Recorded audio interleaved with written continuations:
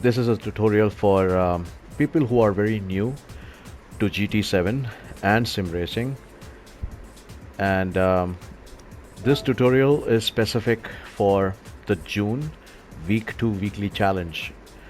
Now, each and every challenge, if you get all of the menu books right, and if you're the right particular menu book completion stage, you should have 5 challenges in front of you, and completing all of the 5 will give you a 6-star roulette ticket for a car, which is I think probably the most prized ticket in all of GT7.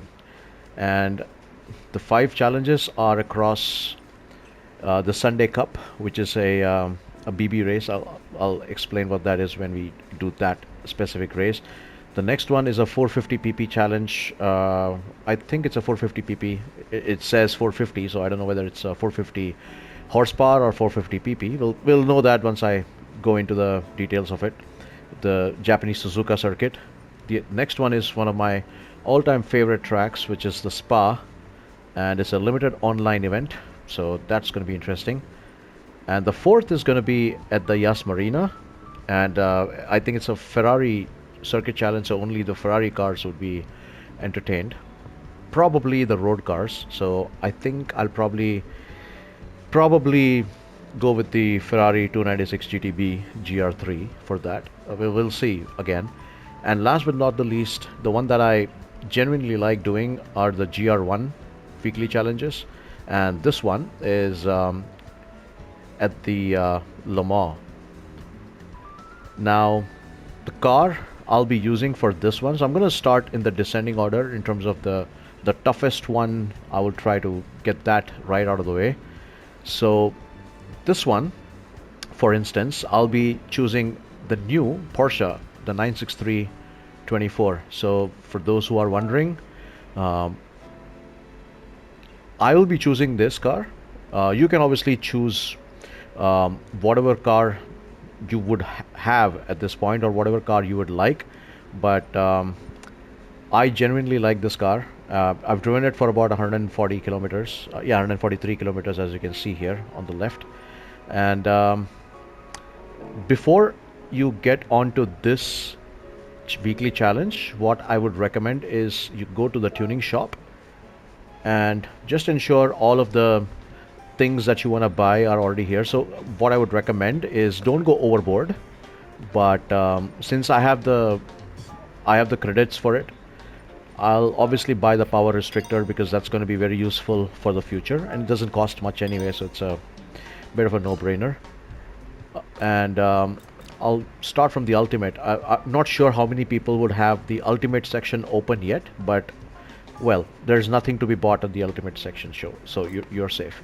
On the extreme, I already purchased the intermediate and heavy wet, or maybe I got it with the car, I don't remember. I am going to buy the steering angle adapter. As you can see, it increases your input for the steering, and you can control the car better when you're trying to drift it, or if the car does get drifted because of your shifting and excessive braking or excessive throttle. It's gonna be better to control it, so it's good to buy that. And going towards racing, I will definitely buy, here it is, the fully customizable racing transmission.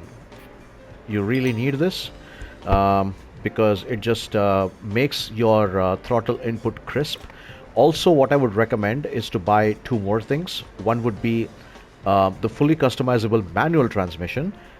This is only to manage the PP. So in certain races, I don't think it's going to be a challenge in this particular weekly challenge, because I think it's a 950 or a 900 PP race. PP means performance points, and the only reason I buy this is in case if I'm going a little over the edge with the fully customizable transmission, which is, as you can see, 867. Then I can just switch to this without losing much of performance, and it is, like you see, it's 856, so it's a considerable amount of difference. I'm also going to go for this one, which is a mid RPM turbocharger. I have this for literally all my cars. I love it. Even if you drive it a lower fuel map or a higher fuel map, it will still give you a great amount of throttle response. So once you've bought all of these things, I'll explain to you what a fuel map is and all of that once we are in that section.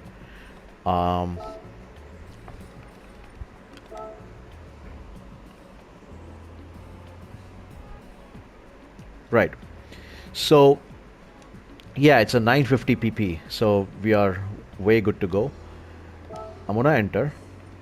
I'm gonna first check if I have the racing. Yeah, so I have all of the racing and wet compound tires that I needed. So wet tires are technically not compounds, but let's just not get dwelled into technicalities. Now for this particular race, it's a 7-lap race, and as you can see, the fuel consumption is 4x and the tire wear is 6x, which means for 7 laps you should be able to get around with RMs without much difficulty. But just to be safe, I'm gonna start with RH, racing hards. So for all you know, for all you guys who don't know this, you will get the best speed and grip on the racing softs, but it deteriorates the rubber very quickly. It heats it up and deteriorates the rubber very quickly. Mediums, like I said, it's somewhere in the middle. It provides a good longevity, good enough longevity for the tire. But then, apart from the longevity, it's also fairly grippy on the road or on the asphalt. Racing hards, well, they will provide the most amount of longevity to any tire, especially on dry surfaces. So all of these 3 tires are for dry surfaces. You can still use softs if the surface is like 30% wet or 40% wet. If you're an expert driver, you can still use soft. I use soft during that time. I don't switch to intermediate, which is what I want to talk about next. If in case there are wet conditions, if the surface wetness or the moisture on the surface is about 50 or a bit more than 50, then you should go with intermediates at least. Or if the conditions for rain is going to be much higher, you should go with the heavy wets. Now, talking about car settings, right, this is going to be my aerodynamic setting. So downforce, as you could basically tell, right, so I'm going to just open this for you to read, right. It basically allows your car to kind of cut through the air, right. So the idea is to it's about the suspension height as well, so we'll get to that, right, and also the rear wing of the car. The downforce of the car, the moment you basically have enough downforce, it will help you to gain either a great top line speed, and along with that, extremely good stability during cornering, and if you want to do like a fast exit, right. So for me, I like to keep my front somewhere in the middle of the pack, or maybe even at 700, somewhere here, like 730 maybe. So somewhere here in the middle, 725, 730. But if you look here, it actually decreases my PP even further. So in this particular race, the PP is not going to be a concern for us. You have to keep the car at that specific performance point, which is less than 950.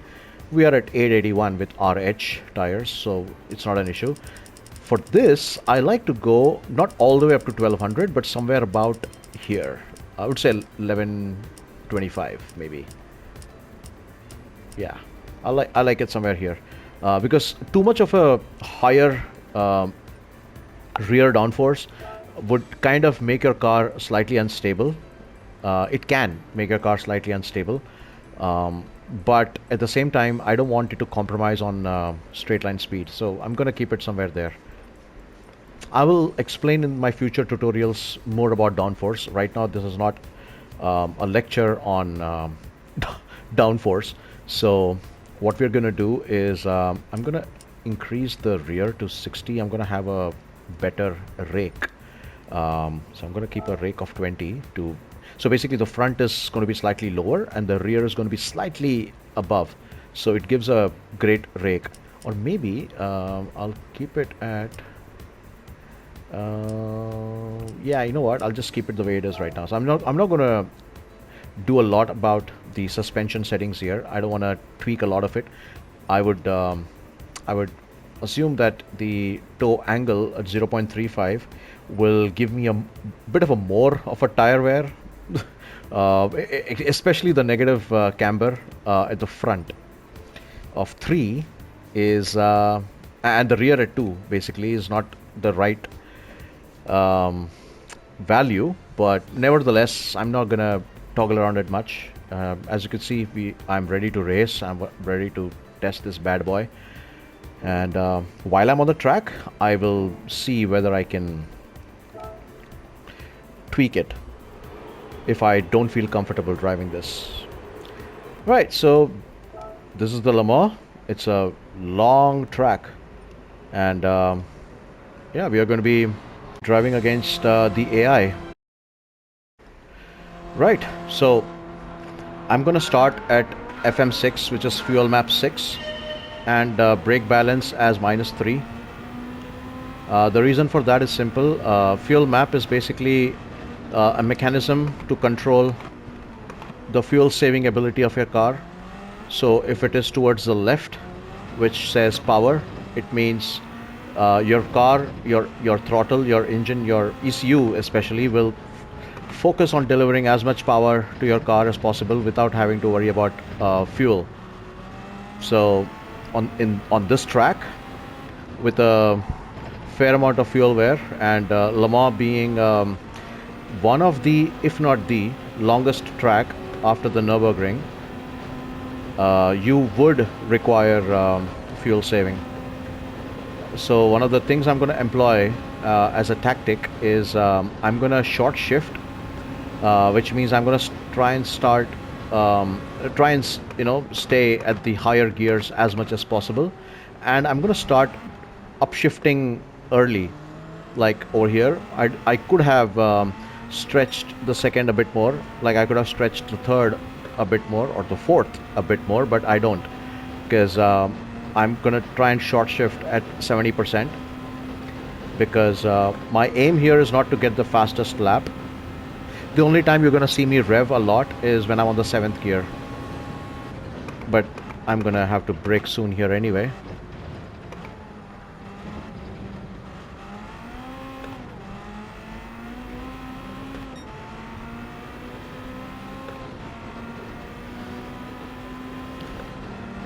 So based on my current driving style, I'm also going to try and coast across the corners. So for example here, on a usual race, you would want to put the car on this first to get the optimal turning, get a lot more speed, and then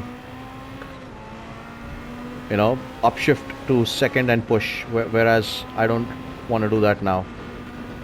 So at least for the first 2 or 3 laps, my early upshifting strategy is going to be slightly irrelevant, or I would say slightly erratic, because I want to try and overtake the other cars. And remember, they're all on GR1s. It's not like there's some cheat code applied. Yes, obviously, I've chosen, and I implore you all to choose the mid-end turbocharger, because if you want to have a no-pit strategy, and at the same time, if you put your car at FM6, you wouldn't have much power. So to compensate for that, you will have to choose the mid-end turbocharger.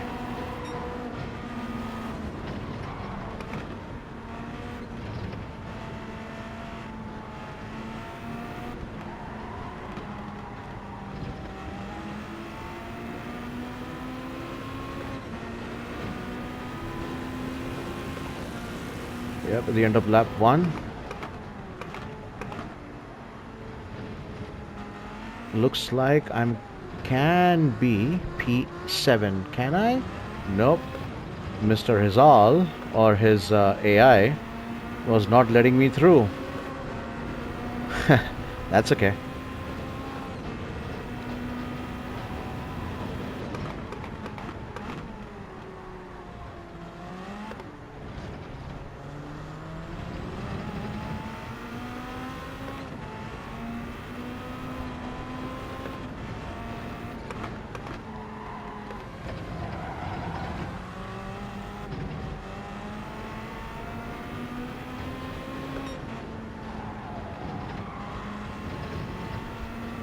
So you don't have to press brake over there. I mean, you can if you're a new driver, but even on the high fifth gear, you just have to literally lift off and coast, and then come back to the power band, just like I did there.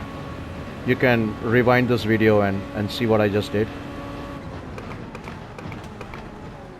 Also guys, the only reason I'm actually putting these markers for braking is for you to understand where I'm exactly braking, at which section I'm braking.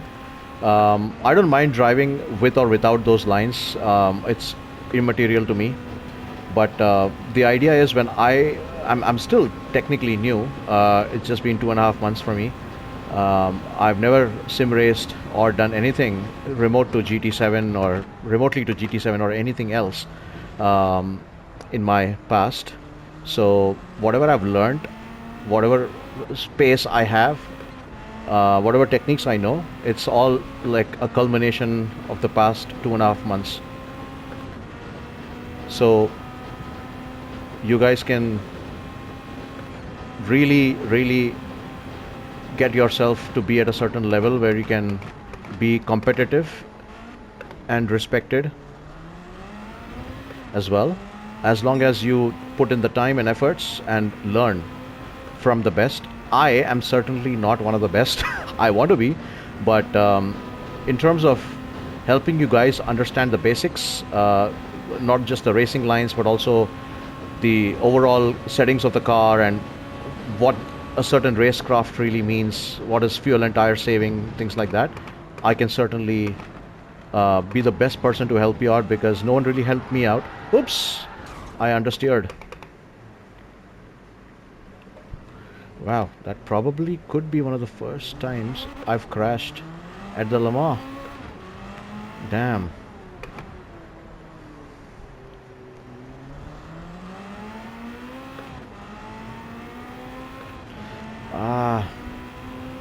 I still can get to P2.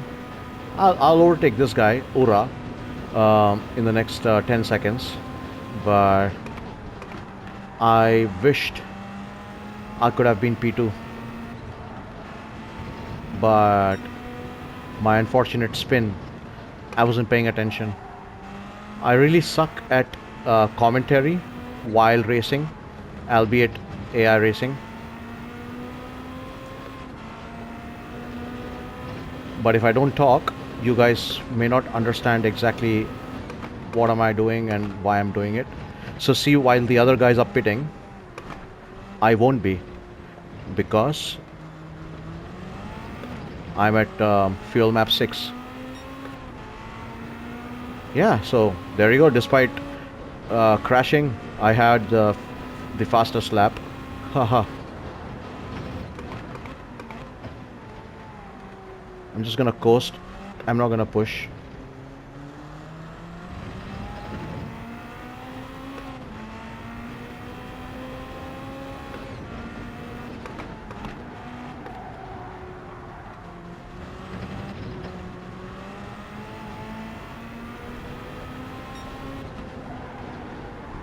Yeah, I'll get a penalty probably for that.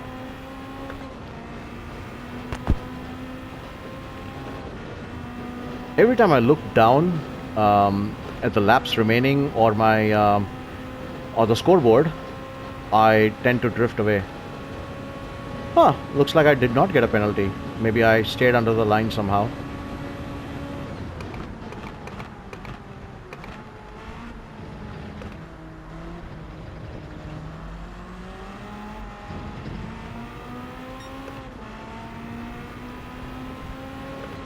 It's also worthwhile if you put on your weather radar. So as you can see, there are some clouds forming. If you look at the bottom right hand corner, that red dot is where you are, or where I am, and there are some clouds forming.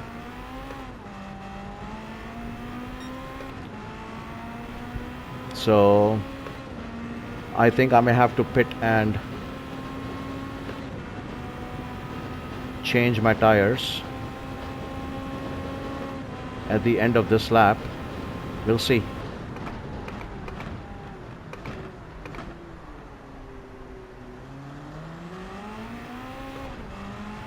If it starts to drizzle, you always should have this open. You always should have your weather radar open as well, along with your track radar, which is this. So this basically shows the position of your opponents in terms of where you are. So if someone is trying to come to your left or right, you would know that. So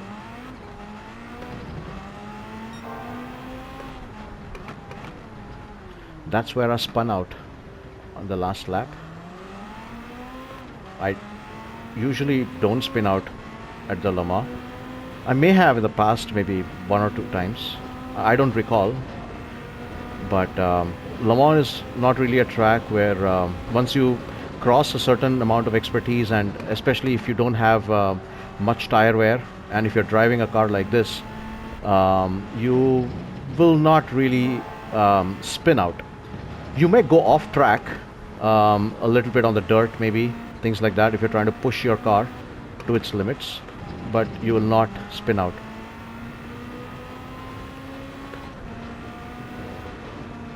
So I'm just going to take a risk, and I'm going to pit the next lap because I see this weather.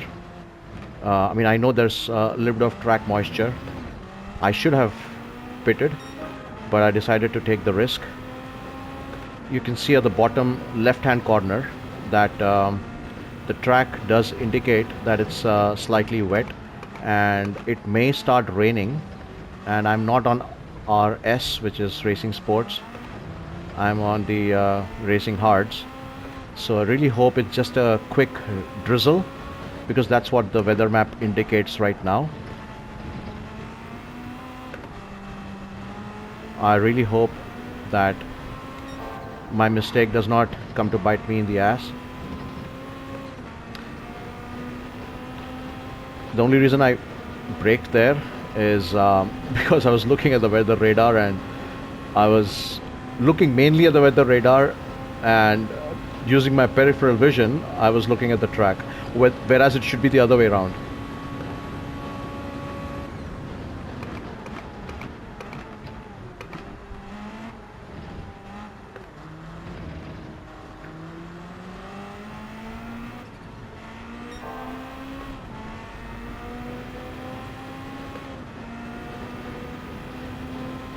So far so good. There may be a slight drizzle, but I'll be really surprised if out of nowhere we get like heavy rains. That's what the weather map tells me.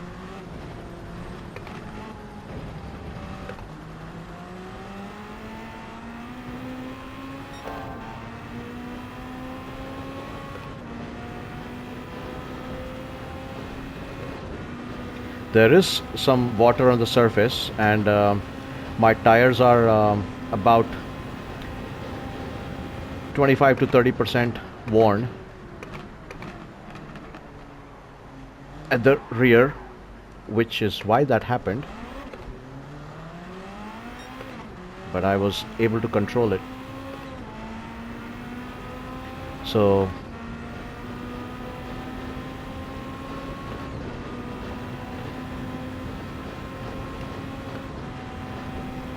yeah, so there are no clouds on the weather radar, only the blue patch, which basically means the moisture at the surface has increased due to precipitation and few other factors. I don't want to go all scientific on you, but I can probably finish this entire race without having to pit.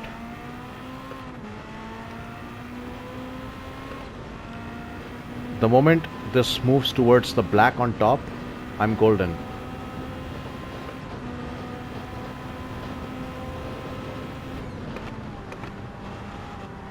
Yeah, I have relatively less traction.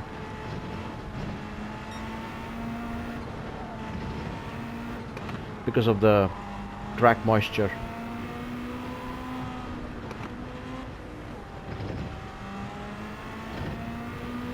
Yeah, the reason I downshifted to third and then quickly upshifted is you need to be on the lower gears at certain corners, especially if you're trying to carry good speed, just to ensure that you don't understeer like that. Obviously I hit the sausage, it's called the sausage curb, a bollard. So if you hit a sausage, you go flying. And again, I wasn't paying attention. Okay, so there is a bit of grip reduction because I went off to the dirt when it's a little wet. So I have to be careful for the next couple of turns until my grip comes back.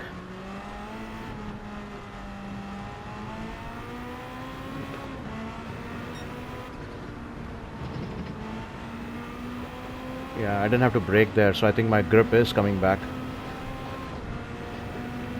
Also, the surface moisture makes it so hard to turn. But like I expected, there were no rains. And this is what happens. This is one of my key strengths. Even on real racing, like real online racing, I'm part of a league here in India where, and that's the drift control. I'm part of a league here in India where we do like long endurance championships and races. Our team just recently came second in